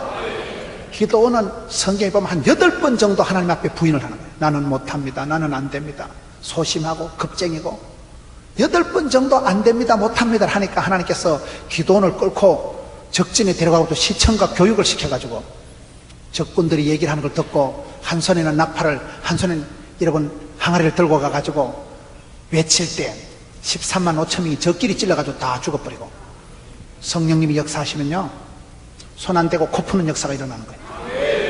우리가 기도만 해도 하나님은 우주 만물을 총동원해서 기도를 들으시고 받으시고 역사하시거든요. 하나님의 사람들이 다 그렇게. 그래서 우리가 말이라도 소원이라도 기도라도 꿈이라도 빵실하게 돼. 말이라도 말이 차원이 다르다. 믿음의 사람은, 기독교는 말씀의 종교이기 때문에 믿음은 들음으로 들으면 말씀으로 오기 때문에 말씀은 반드시 성령님의 말씀을 통해서 오기 때문에 그래서 여러분 말이라도 그 다음에는 가야 돼. 영적인 야성을 가지고 가만히 있지 말고 오금을 못 피고 쪼그시고 있으면 안 되고 가서 제자 삼아야 돼. 은혜 보좌앞에 담대히 나아가는 자에게, 자기를 찾는 자에게 상 주신 이심이기 때문에 신앙생활은요 절대로 소극적으로 자폐증적으로 내성적으로 하면 안 되는 거예요. 가서 제자 삼고 가서 부르짖고. 주님이 여기에 보면 내가 너를 누구에게 보내든지 가라, 때를 얻든지 못 얻든지, 헬라인이나 로마인 사마리아나 땅, 그걸 실무란 무시고 무대뽀로 무안해도 무릎으로 무차별 무수히 무하니 나가면 거기 계신 하나님, 앞서 행하신 하나님, 여호와의 산에서 친히 준비하신 하나님을 만나게 되기 때문에 너는 누구에게 보내든지 가라. 그 다음에 내가 네게 무엇을 명령하든지 너는 말할지니라. 이걸 사명이라고. 사명이라는 뭐예요? 내가 이 일을 하다 죽어도 좋아, 이걸 사명이라고. 사랑이라는 건 내가 이 사람을 좋아하다 죽어도 좋아, 이걸 사랑이라고. 무슨 오다를 무슨 명령을 내리든지 너는 말할지니라. 이 말을 여기서 말하는 것은 예언이고 선포인데 이게 좋은 건 아니에요. 계속 예레미야는 이스라엘의 멸망을, 심판을 얘기할 수밖에 없는 역사적인 사명을 타고났기 때문에 자기 나라가 망하고 바벨론의 포로가 끌려가고 심판의 대상이 되고 조상들의 오랜 죄로 인하여서 하나님이 진노하셨다는 것을 선포할 수밖에 없는. 여러분 우리가 사명이라는 건 그런 거예요. 입에 달면 삼키고 쓰면 뱉는 게 아니에요. 신앙생활은요 어려울 때 잘해야 돼. 어려울 때 신앙생활은 쓰리고를 잘해야 된다고. 쓰리고가 뭘까요? 고난을 즐겨야 되고 고독을 즐겨야 되고 한 개는 모르겠다. 쓰리고가 뭐냐? 고난주간이 지나야 부활절이 오거든요. 고난이 없이는, 연단이 없이는, 시련이 없이는 축복도 없어요. 고난 당할 때 하나님은 사랑하는 자에게 고난을 주십니다. 모든 고통에는 하나님의 뜻이 있습니다. 그래서 고난 당하는 것을 두려워하면 안 돼요. 사실은 다 고난당하는 걸 싫어하지만 하나님은 고난의 과정이 없이 축복을 결코 주는 법이 없기 때문에 써니텐 하나님, 써니텐은 흔들어서 마시는 거예요. 꽃은 피면서 흔들리면서 핀다는 말이 있어요. 고난이 없이는 축복도 없기 때문에 고난 당할 때 웰컴 고난, 지나갈 고난, 고난은 하나의 축복의 전주곡이고 고난을 통해서 하나님은 정금 같은 믿음을 주시기 때문에 고난 당할 때 놀라지 마라. 두 번째, 하나님 앞에 쓰임받는 사람은 고독한 사람. 여러분 성경을 자세히 보세요. 성경에 하나님이 한 시대에 쓰신 사람들은 대부분 고독한 사람. 창세기 39장 2절에 보면 하나님께서 요셉과 함께 하심으로 범사에 형통케 되었다. 요셉이 여러분 가장 형통할 때가 언제인 줄 아세요? 제일로 꼴꼴할 때입니다. 엄마는 동생 베냐민 놓다 죽어버리고 아버지도 다시 못 만나고 형님들한테 왕따 당해서 너무 집에 인신매매가 돼가지고 돌아갈 친정도 없고 친구도 없고 친척도 없고 친미도 없고 혈혈단신 이국만리 질질 애굽에 끌려가지고 보디발의 집에 가서 시다발이 할 때 가장 꼴꼴할 때 돌아갈 데도 없고 만날 사람도 없고 절대 고독할 때 하나님이 요셉과 함께 하시는 거예요. 왜요? 내가 세상 칠갑을 해가지고 잡고 있을 땐 하나님 내 손을 안 잡아요. 하나님은 사랑한 자를 반드시 고독하게 만드십니다. 내가 사랑했던 모든 건 내려놓고 주님만 사랑해야 할 때 그 사랑은 약간 거시기한 사랑이에요. 요셉이가 주님을 사랑한 적이 없어요. 제가 봤을 때는 사랑하는 엄마를 하나님 데려가 버린 거예요. 좋았던 든든했던 아빠도 못 만나게 된 거예요. 미우나 고우나 찢고 뽑고 싸웠던 미운정 고운정이들 형님들도 다시는 못 만나. 왜? 인신매매 됐으니까. 너무 나라에 인권도 없이 주권도 없이 끌려가 있었다니까요. 인생 막장 감옥까지 기들어갔을 때 요셉이가 할 수 없이 주만 바라본 거예요. 역사가 그렇습니다. 여러분 주의 일을 하고 한 시대에 쓰임받기를 원하거든요. 고독하기를 감당할 각오를 가져. 하나님은 고독한 자를 쓰시더라고요. 내가 하나님보다 강아지를 귀여워하면 하나님이 강아지 삶아 먹어버린다니까요. 질투하시는 하나님. 내가 하나님보다 더 소중히 비중을 두는 걸 하나님 싫어하십니다. 오직 예수, 절대 기도, 주님만 바라보기로. 주님만. 하나님은 그 시대에 예레미야를 눈물의 선지자로 만들었다니까요. 눈물이 아니고는 말을 못하는 거예요. 눈물이 아니고는 조국의 사랑하는 동포들의 고통을 어떻게 예언을 하고 어떻게 선포하겠어요. 울면서 평생을 살았던 40년 동안 장가 안 가고 독신으로 조국과 민족을 위해서 눈물의 기도를 올렸던 사람이 예레미야거든요. 고독한 걸 다 싫어하고 왕따 당하는 걸 싫어하지만은 사실은 가장 고독할 때 주님이 내 곁에 계십니다. 내가 세상에 범벅이 돼서 죄의 털터리가 되어 있을 땐 하나님 내 손을 잡고 싶어도 안 잡아요. 때로는 빼앗기고 때로는 다 날아가고 할 수 없이 주만 바라볼 때가 가장 고독할 때가 아니고 주님이 내 가까이 계십니다. 내가 병실에 누워있을 때 주님이 병상 곁에 가장 가까이 계신다 그러잖아요. 내가 세상에 줄이 끊어졌을 때 주님 내 손을 꽉 잡아주시는 거예요. 그래서 쓰임받는 사람은 쓰리고를 해야 되는데 고난을 즐겼다고 하고 고독하게 살아가는 사람은 반드시 고상하게 된다는 거예요. 여기에 하나님께서 예레미야에게 세 가지로 말을 하시는데 네 주제 파악을 해라. 너는 어린아이다. 말도 하지 말라는 거예요. 어린아이가 아니니까. 여러분 나이 가지고 일을 하는 게 아니에요. 돈 있다고 주의를 하는 게 아니고 시간 있다고 주의를 하는 게 아니고 건강하다고 주의를 하는 거 아니에요. 주님의 일은 주님이 붙드시면 주님이 함께 하시면 됩니다. 주께서 쓰실 때는요 건강도 물질도 가정도 하나님이 붙여주시더라고요. 그게 주님의 일의 특징이에요. 내가 자격이 자질이 힘이 실력이 있어서 주의를 하는 게 아니고 주께서 소명하시고 일을 맡기실 때는 하나님은 너는 생육하고 번성하고 충만하고 정복하고 다스리라 오다를 주시면요 그걸 감당할 건강도 물질도 사람도 붙여주십니다. 그래서 우리가 쓰임받을 때는 이 세 가지로 너는 어린아이라고 말도 하지 마라. 힘써 대장부가 되고 너는 이제는 당당하게 감당하라. 여러분 사도 바울을 보면 나는 사도 바울의 서신들을 볼 때마다 참 대단하다. 주 예수 그리스도의 사도된 나 바울은 너희들에게 편지하노니 존말할 때 들어라. 너무나 당당합니다. 사도 바울이 예수님하고 악수 한번 해본 적이 없습니다.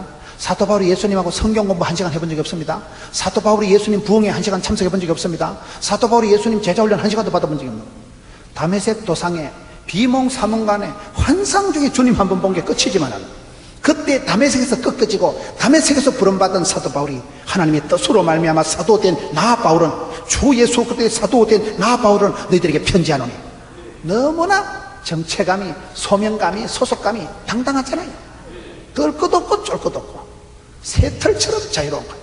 세상이 감당할 수 없는 사람이 사도 바울 아니겠어요? 그래서 오늘 또 하나님 우리에게 어두운 시대에, 이 힘든 시대에 소명자로 사명자로 쓰시게 할 때는 여기 지금 예레미야를 부르듯이 1장 7절에 너는 아이라고 말도 하지 말고 8절 보세요. 너는 그들 때문에 두려워하지 말라. 내가 너와 함께하여 너를 구원하리라. 나 여호와의 말이니라. 쓰임받기 위해서는 어떻게 해야 될까요? 쓰임받기 위해서는 두려움을 벗어야 됩니다. 두려워 말라. 두려워 말라는 말이 성경에 365번이 나온다 하더만 어떤 할 일 없는 인간이 또 그걸 세어받는가 봐. 성경 말씀 믿으면 지금 뭘 또 검사를 해보고 세어볼까요? 성경에 보면요 두려워 말라는 말씀이 많이 나옵니다. 여기에 예레미야야 너는 그 인간들 때문에 사람들 때문에 떨고 쫄고 두려워하지 마라. 8절에 그들 때문에 두려워하지 말라. 사랑은 두려움이 아닌데 마귀는 우리 마음에 와서 자꾸 두려움을 줍니다. 요한복음 10장 10절에 도적놈은 와서 빼앗고 죽이고 멸망시키는 것뿐이요 우리 예수님은 생명을 주시고 풍성케 하는 것입니다. 그렇기 때문에 악한 사단은 와서 우리 마음속에 자꾸 부채질을 해가지고 너는 죄인이다, 죽을 놈이다, 나쁜 놈이다, 이중인격자다, 마귀는 참소하는 자요 거짓 우리를 자꾸 들들 볶아서 하나님 앞에 고발을 하지만은 예수님은 성령님은 오셔서 하나 되게 하시고 힘써 지키게 하시고 예수님 우리의 죄와 허물을 덮어주시고 그게 차이예요. 여러분 두려워하지 말라. 사랑은 하나님께 속한 것이니 사랑은 두려움이 아니에요. 여러분 우리가 은혜 받고 나면요 성령의 감동을 받고 나면 마음의 두려움이 걱정이 염려가 싹 사라져요. 빌립보 4장 6절에 아무것도 염려하지 마라. 감시함을 아뢰면 하나님의 평강이 너희 마음과 생각을 지키시리라. 평강이 기쁨이 샘솟듯 뻗어나고 돋아나고 피어나니까 뻘떡우리 향기 화색이 돌고 생기와 소망이 넘치지요. 마음의 평강이 고요가 있으면 시편 107편에 하나님은 고요한 가운데 소원의 항구로 밀어붙이십니다. 암덩어리가 생기고 큰 문제가 생겨도요 마음이 기쁨이 고요가 차분하고 고요하면 희떡 넘어가. 근데 놀래 자빠지면 문제가 커집니다. 놀래 자빠지면 병이 나를 잡아먹는 거예요. 너는 두려워 말라. 두려워 말라는 말씀이 이게요 명령이에요. 명령. 내가 걱정을 하고 고민하고 사서 걱정을 하면 누구든지 걱정하죠. 걱정이라는 이게요 세상의 가장 악성 바이러스가 두려움이에요. 두려움. 죽음에 이르는 병이 염려와 걱정과 두려움이에요. 믿음과 두려움은 반비례하는 거예요. 믿음 있는 사람은 담대하게 되고 성경에 보면 크다 여호수아야 내가 너와 함께하리라. 모세와 함께하는 같이 너와 함께하라. 두려워 말라. 놀라지 말라. 떨지도 말라. 쫄지도 말라. 기권하지도 말라. 자살하지도 말라.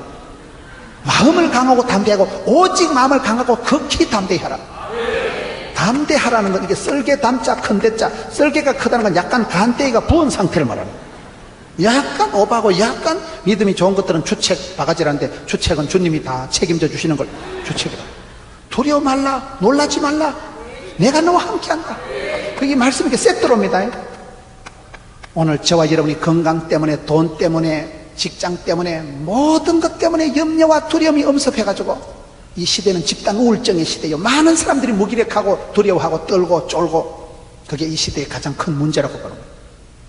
혼란한 시대 마지막 시대 여러분 40년 동안을 눈물로 선지사역을 하고 조국의 멸망을 앞두고 그 어려운 것을 대언하고 선포해야 될 눈물의 선지자 예레미야에게 예레미야 사람을 두려워하지 마라. 그것들이 너를 어떻게 안 한다. 오늘 8절에서 너는 그들 때문에 두려워하지 말라. 내가 너와 함께하고 너를 구원하리라. 이런 말씀은요 성경에 거의 보면 공통적으로 나온다. 두려워 말라. 놀라지 말라. 내가 너와 함께합니다. 반드시 너를 도와주리라. 의로운 오른팔로 붙들리라. 많은 사람들이 그때 마귀의 공격 앞에서 자빠지고 시대의 풍조에 휩쓸려서 어찌할 바를 모르고 방향을 못 찾고 많은 사람들이 그렇습니다. 우리가 여러분 깨어지기 쉬운 질그릇 같은 존재요. 아무리 큰 소리 치는 사람도 아무것도 안 한순간에 쓰러지고 자빠지기 때문에 성경은 두려워 말라. 놀라지 말라. 내가 너와 함께합니다. 마음을 강하고 담대히 하라. 마음에도 알통이 있고 마음에도 통뼈가 있고 마음에도 근육이 있다고요. 제가 만든 말인데 제가 봐도 잘 만드는 거죠. 아싸 주의여. 마음에 알통이 있는 사람은 놀랄 것도 없고 뜰 것도 없고 기권할 것도 없고. 오늘 성경에 보면 기가 막힌 말씀이 나오는데 18절 한번 보세요. 보라 내가 오늘 너를 그 온 땅과 유다 왕들과 그 지도자들과 그 제사장들과 그 땅 백성 앞에 견고한 성읍 세기둥 도성벽이 되게 하리라. 19절에 그들이 너를 치지만은 너를 이기지 못할 것이고 내가 너와 함께하여 너를 구원할 것임이니라. 두려워 말라. 왜? 내가 너를 견고한 성읍. 그 다음에 뭐요? 쇠기둥, 노성벽, 쇠기둥, 노성벽이 되게 하리라. 여러분, 우리가 자꾸 떨고 쫄고 불안해하니까 내가 너를 만리장성같이 빵빵하게 만들어줄게. 만리장성같이 칠갑을해가지고 악한 것들이 너를 만지지도 해하지도 범하지도 손도 못 대도록 너를 만리장성처럼 견고한 성읍을 만들어줄게. 너를 아예 쇠기둥, 쇠가 얼마나 튼튼하겠어요. 쇠가 제일 튼튼하지요. 내가 너를 쇠대를, 쇠기둥을, 쇠쪼가리를 만들어줄게. 찔러도 건드려도 조금 더 변싱이 안 가는 쇠기둥을 만들어줄게. 그래도 안 되니까 너를 노성벽. 옛날에 노시 이게 구리가 중요했어요. 성벽에다 노를 칠갑을 해가지고 막 빈틈없이 물 셀 틈 없이 누구라도 아무도 니를 건드리봤자 소용도 없고 니를 이길 수 없는, 범할 수 없는, 너무너무 예레미야가 눈물을 흘리고 너무너무 예레미야가 힘이 없으니까요, 내가 니를 만리장성보다 튼튼한 성읍을 만들어주고 내가 너를 쇠대를, 쇠기둥을 만들어주고 내가 너를 노성벽으로 칠갑을 해가지고, 나는 이 말씀이 너무 은혜가 되는 거예요.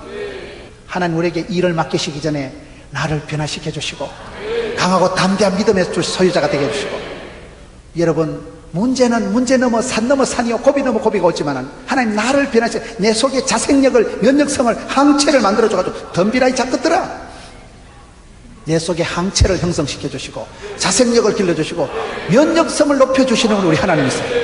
그래서 여러분, 내가 너를 이렇게 해주겠다. 그리고 하나님께서 명령을 하시는데 1장 9절 보세요. 여호와께서 그의 손을 내밀어 내 입에 대시며 여호와께서 내게 이르시되 보라, 내가 내 말을 네 입에 두었노라. 하나님은 사명을 주실 때 반드시 말씀을 먼저 주십니다.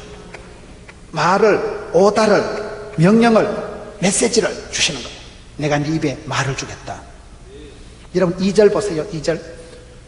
아몬의 아들 유다왕 요시아가 다스린 지 13년에 여호와의 말씀이 예레미야에게 임하였고, 말씀이 임하였다.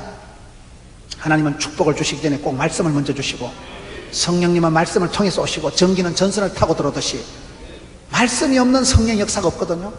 여러분, 우리가 축복을 받기 전에, 큰 은혜를 체험하기 전에 하나님 반드시 말씀을 주십니다. 믿음은 들음으로, 들음은 말씀으로, 말씀을 잘 듣기 위해서 우리가 부흥회를 하는 거예요.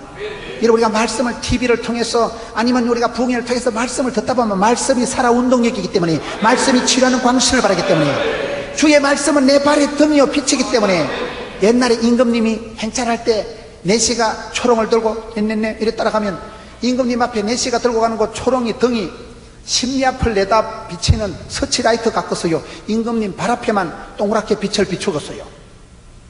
말귀를 잘 못 알아들으시는데, 옛날에 임금 앞에 내시가 초롱을 들고 넷넷넷 요래 갈 때 그거는 등이 발 앞에만 보여. 발 앞에만. 옛날에 무슨 전기가 있었겠어요. 배터리가 있었겠어요. 그게 주의 말씀은 내 발에 등이요 빛이요 그 말이에요. 우리가 말씀 들으면 한 발 나가고, 주의 말씀을 따라서 주의 말씀을 의지해서 한 발 한 발 나가다 보면 이 길 끝에서 주의 영광 보는 거예요. 말씀보다, 기도보다, 성령보다 앞서지 말라는 게 그 말이에요. 내가 말씀을 묵상하고, 여러분 시편 1편에 여호와의 율법을 주야로 묵상하는 자는 복이 있도다. 그 말씀을 묵상한다는 영어 단어가 메디테이션이 약이라는 어근하고 똑같은 단어예요. 하나님의 말씀을 내가 묵상하고 새기고 암송하고 말씀을 들으면 그게 약이 되고 신약이 되고 구약이 되고 보약이 되고 아까진기, 박하소, 스칼렌, 원기소, 바이타민 다 되는 거예요.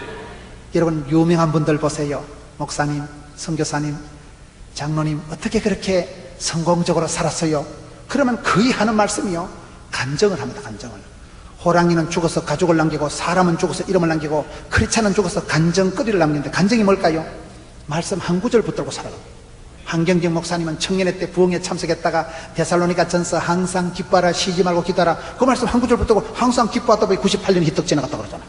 김진홍 목사님은 새벽을 깨우리로다. 그분의 자서전이 새벽을 깨우다 보니까 아무리 어두움이 칠흑같이 어두워도 아침이, 햇살이, 동창이 밝아오면 어두움이 빛을 이겨본 역사가 없다는 거예요. 새벽을 깨우리로다.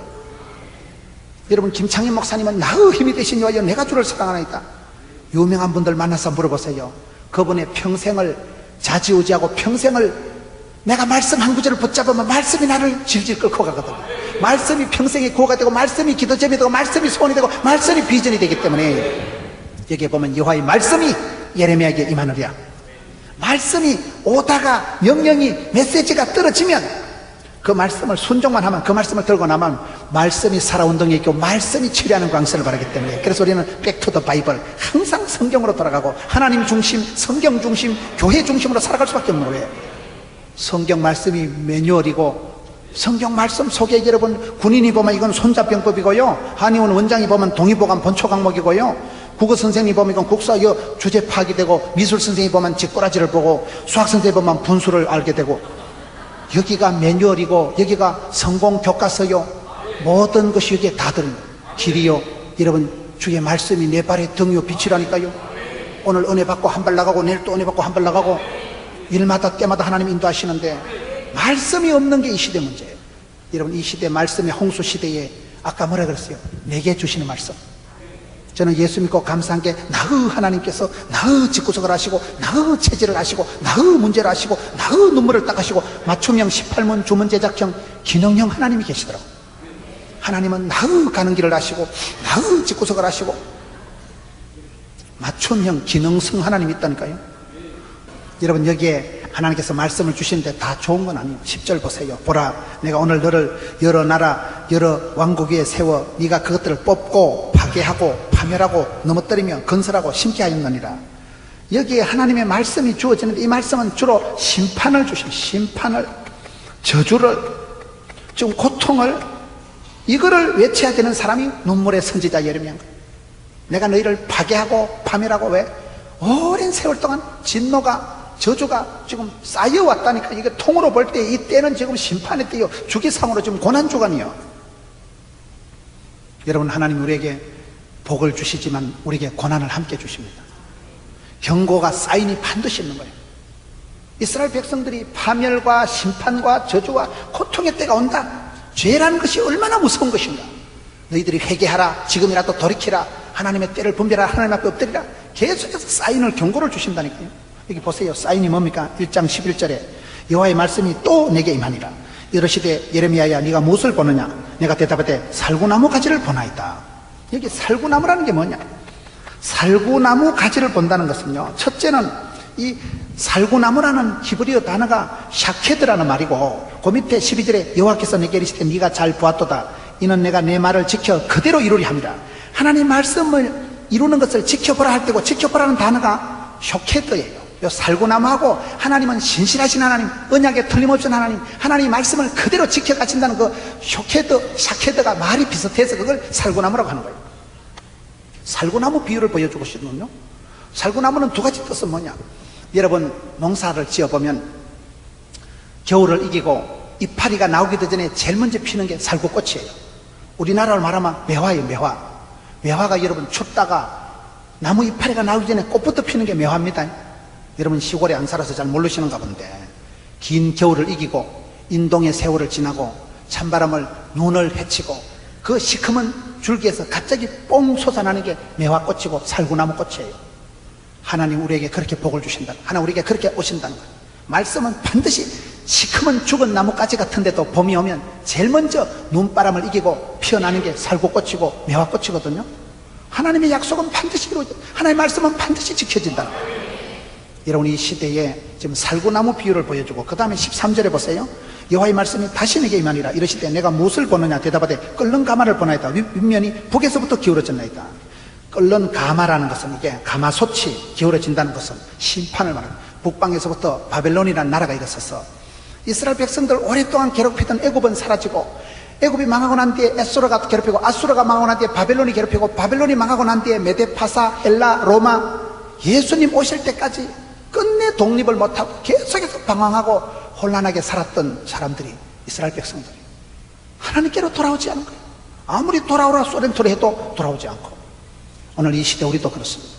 여러분, 하나님은 축복을 주시기 전에, 저주를, 심판을 주시기 전에 반드시 사인을, 경고를 주십니다. 사람이 하루아침에 망하거나 하루아침에 복을 받지 않습니다.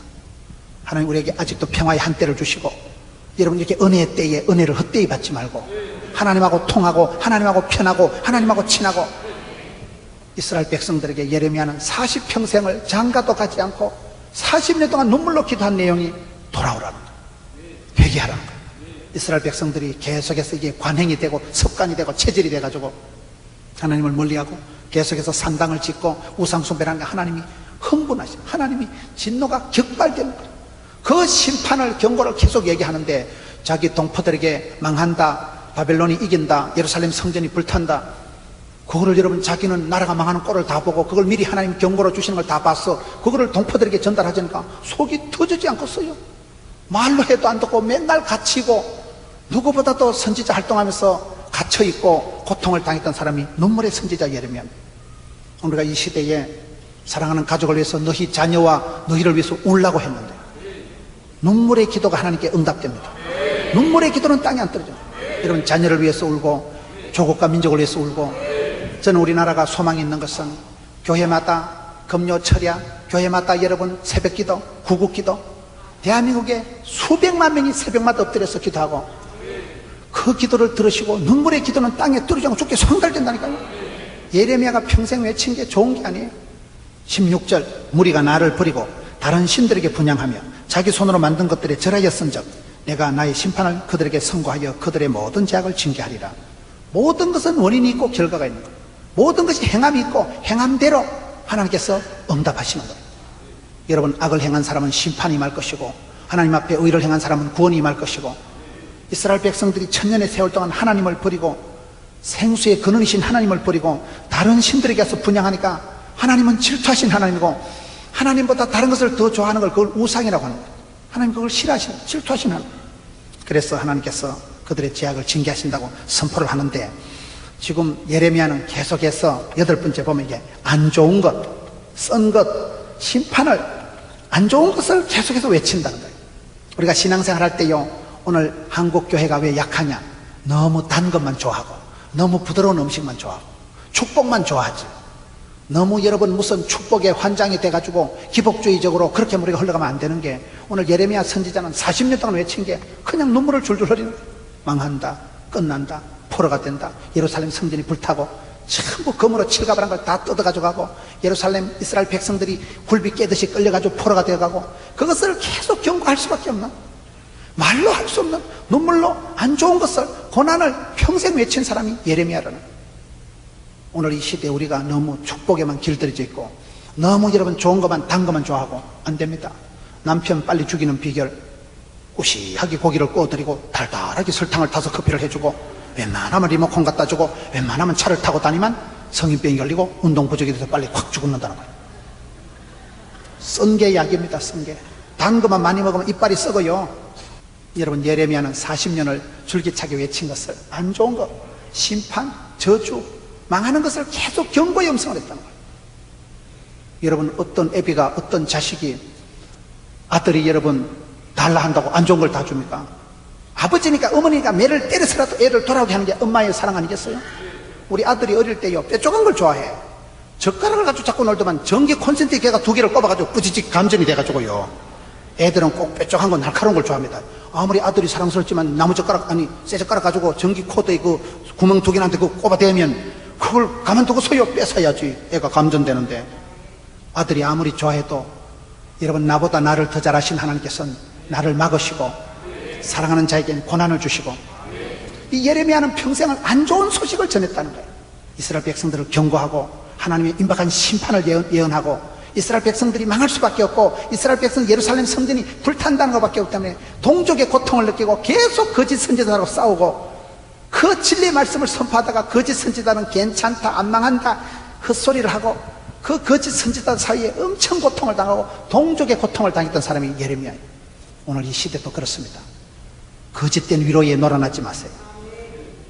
진실하게 하여 주옵시고 진리를 붙잡고 살아가게 해주옵시고, 하나님의 말씀을 붙들고 말씀은 반드시 지켜지고 살구나무가 꽃이 봄이 되면 반드시 제일 먼저 피듯이 주의 말씀은 그대로 이루어질 것이기 때문에 늦기 전에 회개하고, 가룟 유다와 같이 늦기 전에 회개. 가룟 유다는 너무 늦었, 애써는 하나님의 때를, 축복권을, 장자권을 뺏겨버린 거예요. 그래서 야곱에게 뺏겨버렸잖아요. 뺏기는 자가 되지 마세요.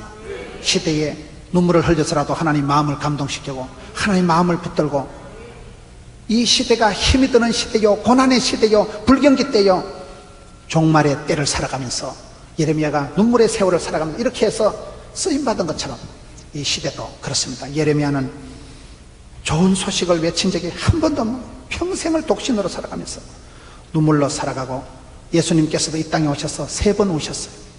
예루살렘 도성, 장망성, 장차 망할 놈의 성, 예루살렘 도성의 천지도 모르고 돌 위에 돌 하나도 남지 않을 성에서 희죽거리고 있는 백성들을 보고 불쌍히 여기시고 예루살렘 도성을 보고 눈물을 흘리셨잖아요. 예수님께서 친구 나사로가 죽었을 때 꽃이다 하는 게 아니고 요한복음 11장에 보면 민망히 여기시고 통분히 여기시고, 예수님께서는 저와 여러분이 병들고 다치면 야 이 사단아 물러가라 원통하고 분하게 여기시고 그 죽은 나사로를 살려주시기 전에 눈물을 흘리신 거예요. 예수님께서는 히브리서 5장 7절에 보면 육체에 계실 때, 예수님께서 이 땅에 오실 때 소풍 오듯이 그렇게 희희낙낙하게 지는 게 아니고 육체에 계실 때 심한 통곡과 눈물로 살아가시고, 예수님께서 심한 통곡과 눈물로 이 땅에 계신 시절을, 육체의 때를 통곡의 세월로 눈물의 때로 살아가셨다면, 오늘 저와 여러분이 이 시대가 비상한 시대인데, 이 시대가 얼마나 기도가 산적한 시대인데, 기도할 일이 너무나 많고 하나님 앞에 부르짖을 너무나 많은 시대에 희희낙낙하고 웃고 떠들 일이 아니다 이 말이에요. 영적으로 비상한 때인 줄 알고 주님 앞에 무릎을 꿇고 기도하다가 독수리 날개침같이 비상한 은혜를 받고 야생초와 같이 밟아도 일어나는 야성을 갖추고 살아가야지. 금잔디는 구준표가 아무리 밟아도 일어나잖아요. 잔디는 뻐쩍뻐쩍 밟아도 야성에서 뻐쩍뻐쩍 살아나고, 펄떡거리는 살아있는 물고기는 폭포를 거슬러고 시대를, 이 세대를 본받지 말고 마음을 새롭게 함으로 변화를 받아서 시대를 창조해가고 소수적인 한 사람, 역사를 창조해가는 한 사람이 되면 되죠. 하나님 주신 때를, 은혜를 헛되이 받지 말고 하루를 천년같이 살아가고, 우리가 이 시대를 그렇게 살아가서 고난의 때가 지나면 여러분 이 길 끝에서 주의 영광을 보기 때문에 예레미야가 그렇게 눈물을 흘리고 기도하고, 그것이 고난의 때가 차고 이스라엘 백성들이 바벨론에서 기환하잖아요. 하나님은 반드시 소망을 주시는 분이에요.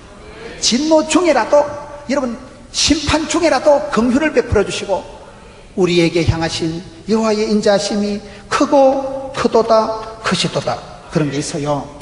하나님은 진노 중에라도 긍휼을 베푸시고 심판 중에라도 백성들을 불쌍히 여기시고 회개하는 자를 얼마든지 용서해 주시는 분이기 때문에 이 시대에, 어두운 시대에, 세기 종말 시대에, 마지막 때에 예레미야와 같은 눈물의 기도를 통해서 반드시 응답받고 기도가 주께 상달되고 그 소원이 하나님께 당도해서 하나님 마음을 감동하고 하늘문이 열리고 늦은 비의 복을 감당하는 여러분 되시기를